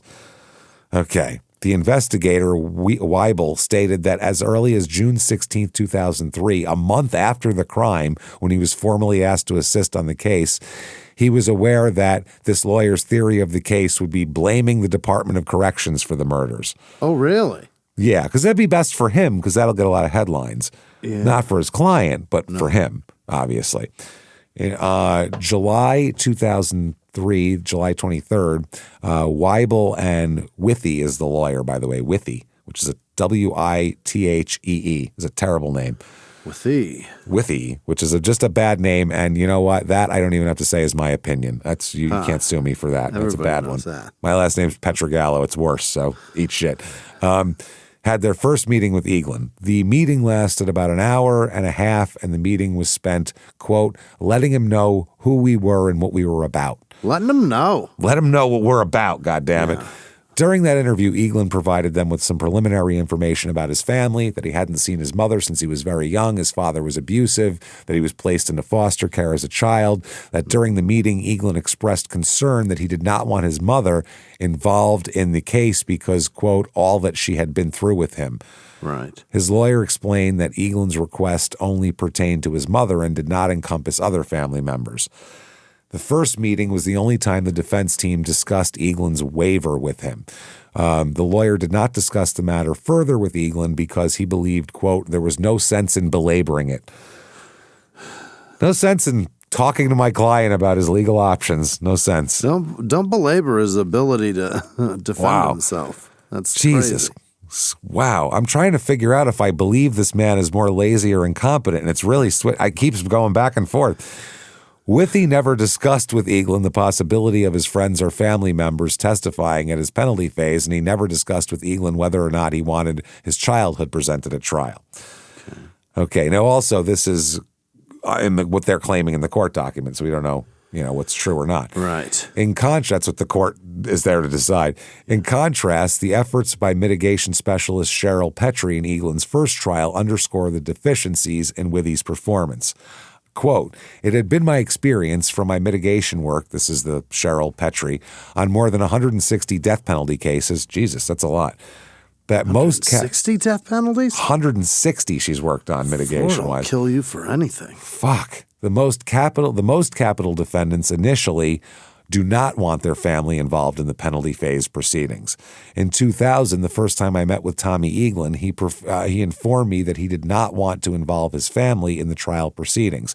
However, after my initial conversation with Tommy, I spoke to him on numerous other occasions at the request of his attorneys. During these visits, I was able to explain to Tommy the purpose of presenting mitigation at a penalty phase, as well as the purpose of his family's involvement during the penalty phase proceedings. As a result of our conversations, Tommy eventually agreed to our mitigation investigation and to the presentation of his family as witnesses at the first trial. Mm-hmm. But the lawyer just never called them. No. He never just brought them in at all. He just said, yeah, he doesn't want a mitigation. That was that. Huh. Wow. Counsel's failure to properly advise Eaglin concerning the waiver is evident in the fact that on July 23, 2003, neither Withy nor McLaughlin were aware of the details of Eaglin's background. His lawyer had already started, allegedly, coming up with mitigation based on the DOC is wrong rather than just looking into his background. Right. Which is terrible. Wow, okay. They said the little effort they did make to obtain information on his background was done too late and insufficiently. Weibel and Withy testified that they made an initial attempt to meet with Eaglin's mother, Anita Luckett, in March 2004, almost a year after their discussion with Eaglin regarding his waiver. While Weibel wrote to Luckett and asked her to contact other family members for them, no additional contact was made with Luckett or other family members after this meeting. In fact, a preliminary investigation into the case or a call to Petrie would have discovered that Luckett was estranged from the Eaglin family and would not have been able to help in the investigation. Her answer would have been, don't know. I'm useless. He was in diapers the last time I saw him. Not sure what happened to him as a kid. Maybe me leaving. That's a big part of it. Yeah, that's the possible. One. Yeah. But with the dad, I don't blame her. She had to run far and fast, save her own life. But you don't leave your kids there. Christ. Please don't. Furthermore, counsel's decision to interview Luckett regarding Eaglin's childhood is again indicative of how uninformed he was regarding his childhood. Oh. A review of Petrie's records or a call to Petrie would have informed him that Luckett was absent since he was an infant.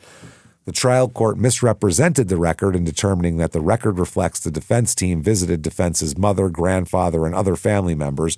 While Weibel planned on meeting with Eaglin's father, Kenneth Lee Eaglin, there's no evidence that the meeting actually occurred. Oh. Similarly, although Weibel contacted Eaglin's brother Donald around the same time to arrange a telephonic meeting between Withy and Donald, Withy never spoke to Donald, despite Donald's repeated attempts to contact the attorney. Wow. These abortive attempts to contact Eaglin's parents and brother constitute the extent of the defense team's investigation into their client's history. Jesus Christ. So, yep, he said that basically, according to Withy, as a child, Eaglin, this is what he put together. Yeah. Okay. Eaglin was given, quote, a lot of opportunities. To what? To what? Fuck up worse? Bleed on the floor? What opportunities was he given? Yeah. His grandparents cared for him and took care of him, quote, rather well. Then, quote, so his home situation, although not super duper, not all American boy, he had help. Not ideal. Super duper? Not super duper all American. A childhood so abusive, the Iceman would have said, dude, poof, you got it hard. Not super duper. Not all American boy. He had help, and at times he did a pretty good job of, quote, toughing it out. Oh, my. This is horrific. Evidence presented in post-conviction demonstrates the fact that Mr. Eaglin's childhood was in stark contrast to this description. Indeed, even in denying post-conviction relief, the trial court acknowledged Mr. Eaglin's admittedly horrific childhood. Right. Trial counsel's attempts to obtain Eaglin's record were similarly sporadic and incomplete. Despite the plethora of records that were actually available to them, the records were retained by various members of the team, were not distributed to and reviewed by other team members. Jesus, this is fucking disturbing. Sad. Very sad. Yeah, apparently completely failed. But I mean, yeah, he didn't have a good start anyway. It was going to be very bad. But he was failed either way. Yeah, they didn't ask Petrie to revisit her work, and as early as March 22nd, 2005, Petrie was instructed to cease all work on the case, and yet the lawyer still didn't review Petrie's materials and certainly did not provide the information to his investigator either. Nice. Petrie did not have any contact with Weibel, the investigator, and was not even aware there was an investigator assigned to the case. At the time Petrie was retained to work on the case, Weibel was attempting to locate Eaglin's foster parents, Department of Children and Families employees. Weibel did not get very far in locating individuals and recalled he had very limited information. Although Weibel obtained school records, the lawyer did not review them, nor did the lawyer review records Weibel obtained from the Pinellas County Public Defender's Office regarding Eaglin's first trial, which included information regarding Eaglin's friends, foster homes, mental history, yada, yada, yada, yada. Yeah. Also, the failure to investigate the mental illness, same thing. This guy just didn't do shit. Yep. Yeah. They said competent and substantial evidence demonstrates that Withy, the lawyer, never seriously considered Eaglin's diagnosis. According to Withy, quote, both diagnoses were too broadly used and that bipolar disorder was, quote, grossly oversold as causation, if not justification, more likely justification for bad behavior. Wow. Wow. You should get a job as a prosecutor, bro. That's what they say. Yeah. That's too bad, too. That's Yeah. Well, and he admits, Withy explained that he did not pursue Eaglin's diagnosis of bipolar at the penalty phase because of phase of his trial because he falsely believed, quote, everybody's bipolar. Right. And the diagnosis would not fly before this jury, therefore I didn't use it, quote unquote. My God. Wow. That is wild. An experienced mitigation specialist here. Petrie talks about working on the second trial. I had serious concerns about Withy's ability to properly communicate with Tommy regarding the very important decisions that were being made about his case. Mm-hmm. Wow. I discussed Tommy's diagnosis of bipolar disorder. Withy said that bipolar disease is, quote, the diagnosis of the day, and, quote, I quote, do not believe in it. I don't believe in it. Which is my favorite thing in the world. When people say, I don't believe in something that clearly exists, it makes me crazy. I don't believe in it. This guy's an idiot. And you can take that however you fucking want. I don't care. He's an idiot. It's not fibromyalgia, it's my opinion. for Christ's sake. Yeah, which is also vaguely real as well. That has some things, nerve endings and all that. There's some things there. A lot of doctors think it's like a sleep disorder, though. That causes it because you're not sleeping. That's what I've heard from some doctors. Again, not a doctor. Absolute brain issue. This is bipolar disorder. Yeah. This is a problem. Yeah, this is an absolute issue. That's a real thing. And this is 2005. Whew. This isn't 1974. Doesn't this believe isn't in the it in 2005? This isn't the 50s where they're like all this psychiatrist garbage. This is 2005, for Christ's sake. Dr. Kropp also disagreed with Withy's decision to exclude Eaglin's well-documented history of bipolar in favor of his DOC negligence strategy. Even co-counsel McLaughlin agreed that the diagnosis was important and he didn't know why Eaglin's suspended treatment for bipolar was not offered in the penalty phase, if nothing else, to support the DOC is negligent thing. Say that's part of it. They didn't give him his medication, which caused this. It all ties in, but either way. He explained Eaglin's mental health mitigation in lieu of his unsupported theory of, quote, monster mitigation, Withy. He explained that I did not want to fall into the situation where he should be reduced. His sentence should be reduced by life instead of death because he's bipolar. Why? You're his lawyer. Because he's got a mole on his cheek, if that gets him off out of the death penalty, that's your fucking job. What's wrong with you? Lean into it. Yeah, you fucking dummy. It's literally your job to fucking do everything you can to advocate for your client. Right, wrong, legal, whatever it is. Oof. In addition to the two diagnoses, Dr. Kropp outlined in his letter that he also had concerns about damage to Eaglin's brain. They even brought that up, fucking CTE, which back then nobody knew what the fuck it was. Wow. That didn't really come out until the 2010s. Yeah. Until the what's-his-name guy, Nowitzki guy, really made it a public thing. Well, most people didn't really have any idea about that. Or Nowicki, whatever his name is. Yeah. And it wasn't being used as like a reason to do anything. No, they didn't know what it was. Right. You know, they didn't realize that's a real thing. Jesus Christ. They said that his long-term drug use and the fact that he may have suffered head injuries, so they said you probably should have checked on with that first as well.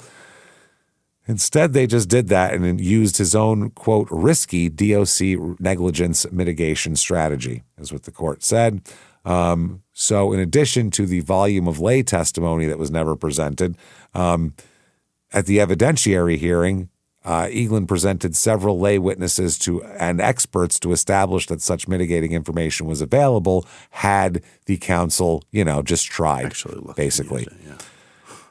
He endured when he entered residential care at 13, he was diagnosed with cyclothymic disorder, a childhood diagnosis with later adult diagnosis of bipolar. Okay. Interesting. They talk about the boys' school that he was placed in, the Prozac, his condition worsened, his foster mother died. They go over his whole life that we went over before. And they talk about how well done. This isn't just he did something bad, went into jail, and now he's got one shrink that his defense attorney hired saying he's bipolar. Yeah. This is everybody that's ever looked at him since he was 10 said this dude's fucked up in the brain. Got a problem. Yeah. You got to use that. You got to use that as a mitigation. You just have to. So here's the conclusion. Eaglin's jury knew nothing about the man they sentenced to death. They did not know Eaglin suffered, this is his lawyer's conclusion, suffered a childhood of severe abuse and neglect, and that by the time he left his father's care at the age of 11, he was a severely damaged child. They were not aware that, as a damaged child, Eaglin was moved to all the foster homes, blah, blah, blah, blah, blah, here. So they say that they believe he is entitled to a new sentencing hearing, at least here. Okay, just the penalty phase. So June 26th, 2015, justices turned down appeal. Denied. We'd rather not. Yeah. They said that, not even ineffective assistance of counsel. The justices unanimously ruled against him. Wow. I can't believe there's not one person in Florida's Supreme Court that doesn't have their head firmly up their asshole. That's amazing. They want nothing to do with it.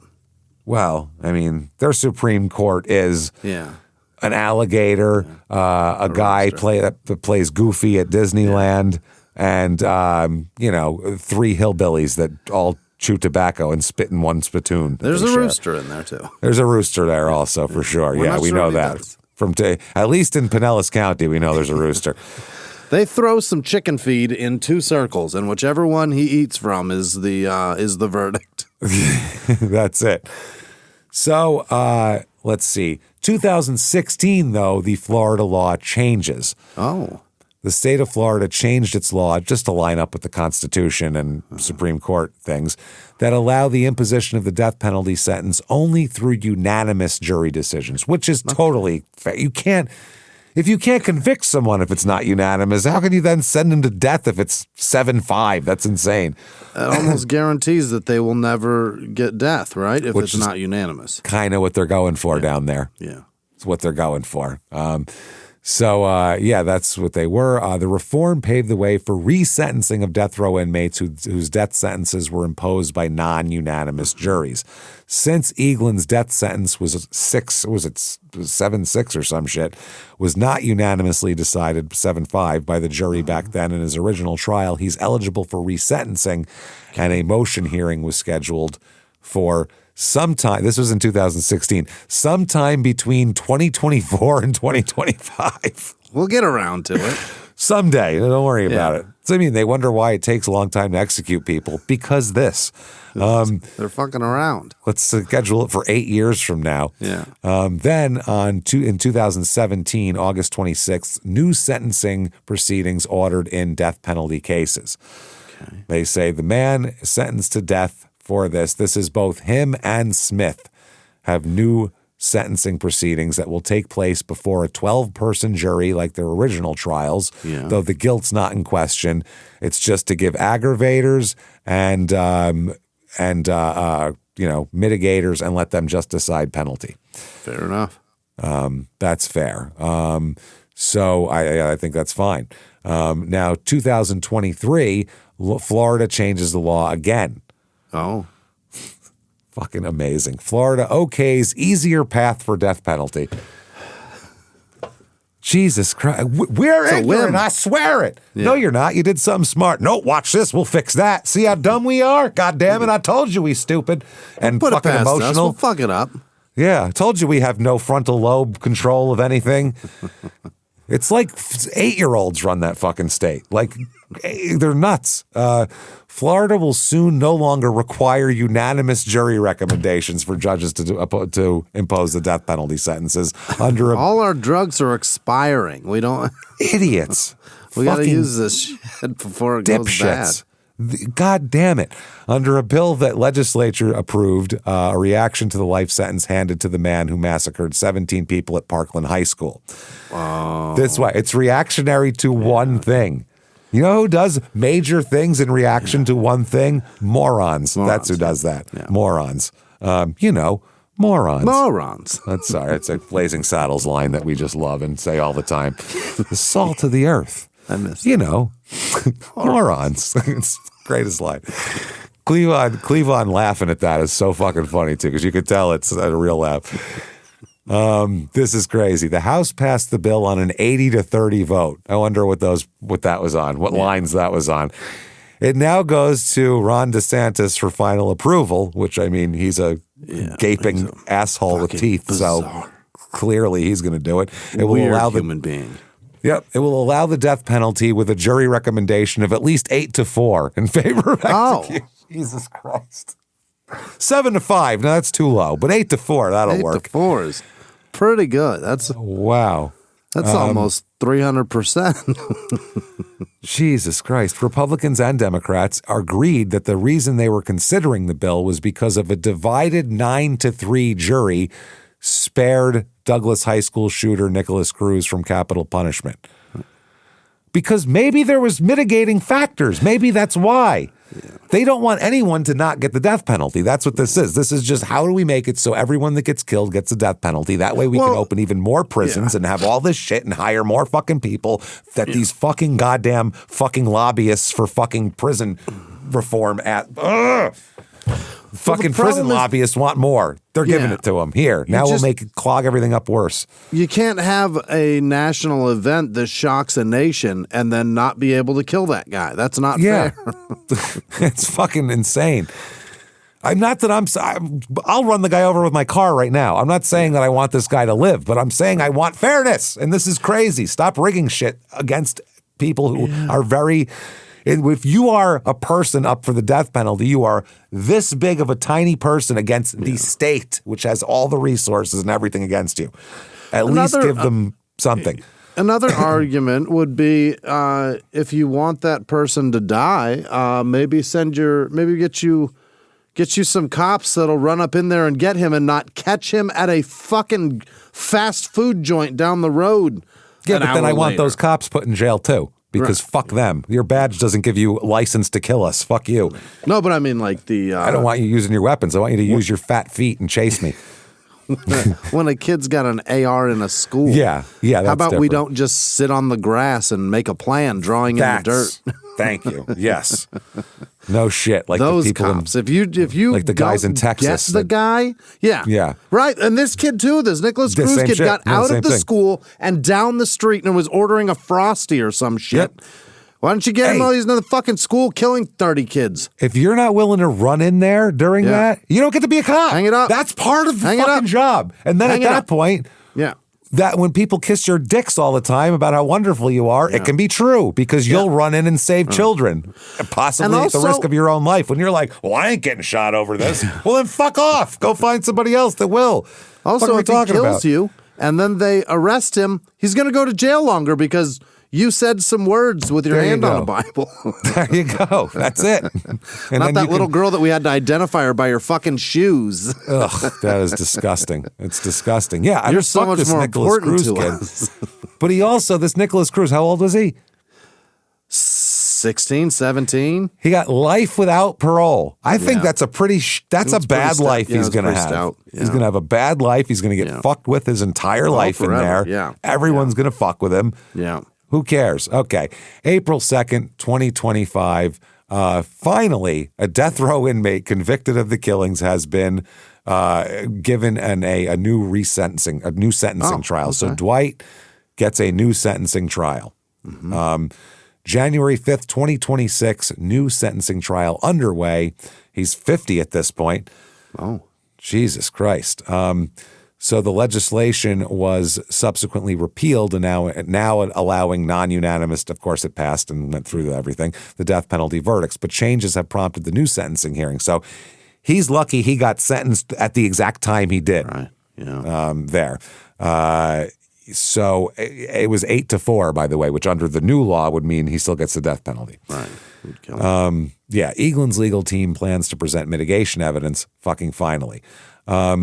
Then they delayed it till next week, of course. The prosecution is going to put on how horrible the crimes are. Then the defense is going to ask for leniency based most likely on his mental state, his mental health, and his childhood, an attorney said. January 22nd, 2026 here. It's all presented. The jury comes back and gets his recommendation here. They have a few hours of deliberation. You, sir, may fuck off again. Death penalty again. Got him. Got him again. So literally, it doesn't matter what has happened to you. That just means in Florida, mitigation does not exist, period. It does not exist. It doesn't, period. So the jury, and these fucking people too, the jury vote on the Darla Latham jury recommended of death 11-1. Oh. So unanimous wouldn't have worked there. Yeah. But Charlie Fuston, they recommended a death of 12-0. The prisoner. Yeah. Okay. Huh. So he is resentenced to death again. And that's that. So he's back in there. That's it. The state's attorney said, we will never let up when it comes to seeking justice, not after a day, a year, or decades. Huh? He's incarcerated at the Union Correctional Institution. Mm-hmm. And here is a quote from him, by the way, that we'll give you to end this thing here. I don't want to be 35 years old talking to my kids and telling them, quote, I could have done this or that. I want to know I gave it my best shot. He did it. He did it. His best shot there.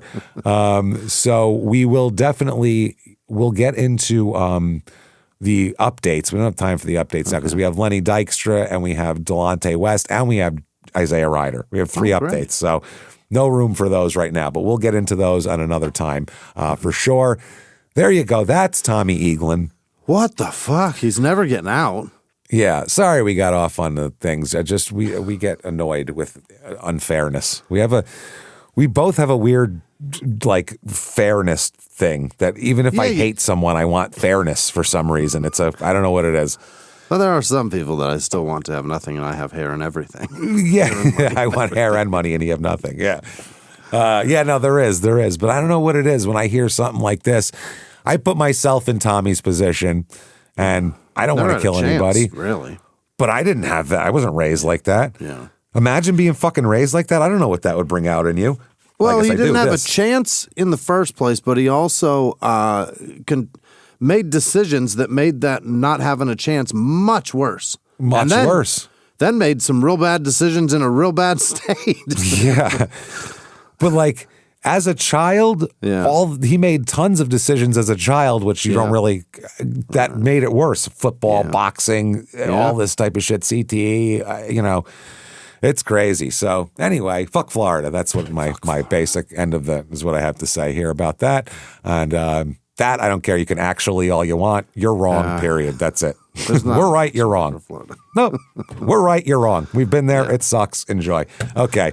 Except that police chief in Indianapolis, he seems fucking do great. love him. We do awesome. love the Indianapolis, Florida police chief. That guy rules. He has come to our shows in Orlando, and he's a very fucking cool guy. Any show he wants to come to, he's welcome. Just show he your is fucking tickets on the table for you, my man. He What a leaves great us guy. cool stuff, so we like that guy. Yeah, we don't hate all of that. We just don't like it when people grandstand for political reasons, and that's what this is. That's all this is political grandstanding horseshit, and I don't. And like then that. run it as representation of your entire place. Yeah, exactly. How do you all not Put it on your revolt flag. when this bad shit happens? Why don't you all stand up and actively work against it? Nobody ever does. They just go, shit, that's how that is right now. Well, that's how that is. Yep, I'm going in my house. I don't care. Yeah. That's it. Fuck. So anyway, there you go. If you like the show, get on whatever app you're on. Give us 5 stars. It helps a ton. So please do that. Somehow it does. Also, shutupandgivememurder.com. Head on over there and get yourself merchandise. We got everything you could imagine on there. And tickets to Small Town Murder live shows. September the 18th in Milwaukee. Just released these tickets. So nobody has heard about. No one knows those have been released yet. This is the first one. So if you want to get those because it won't be announced on Small Town Murder until Friday this week. So you have 5 days where it's just you guys, the only people that know about it. So get in there and get those. The next night, Minneapolis State Theater, September 19th, Saturday night. Come party with us. Dallas on October 3rd, October 16th, 17th, San Jose, Sacramento, the 13th, 14th of November, Terrytown, and of course, Boston. So get your asses, actually Medford, more accurately. So get your asses in there, get your tickets, shutupandgivememurder.com, at Crime and Sports on social media. Do that. Get yourself Patreon. Treat yourself. Come on. Anybody $5 a month or above, you get every goddamn thing we put out as soon as it's out, especially there. You get, as soon as you subscribe here, you're going to get over almost 400 back bonus episodes that you've never heard before. Then you're going to get new ones each and every other week, starting one Crime and Sports and one Small Town Murder. This week for Crime and Sports, and you get all of it, by the way. Crime and Sports, worst stadiums of all time. We're just going to have fun picking on shitty stadiums. Then Small Town Murder, Donner Party. Oh, that's a deep one. Can't wait to get into that. Get your silverware all ready for that one. Get your seasoning out. Get your seasonings. Get your garlic powder. Get your allspice. So definitely do that. Patreon.com/crime in sports is where you get all of that material, and you get everything we put out. Crime in Sports, Your Stupid Opinions, and both Small Town Murders, all ad-free. Yeah. Ad-free with your Patreon as well, which you can't beat. And on top of that, you get a shout-out, which happens, right fucking now. Jimmie, hit me with the names of the best goddamn people going who keep supporting us and make us feel like we're decent people and we don't have to, murder prison guards or beat our children. Hit me with them right fucking now. This week's executive producer, Martha Taljard, I believe. Martha. She's 10 years sober. Good for you, Martha. Good for you. Congrats. Congratulations. Congratulations to Heidi you. Griffin, it's her birthday month. Didn't give a day because happy birth month, Heidi, because that's what women love to do.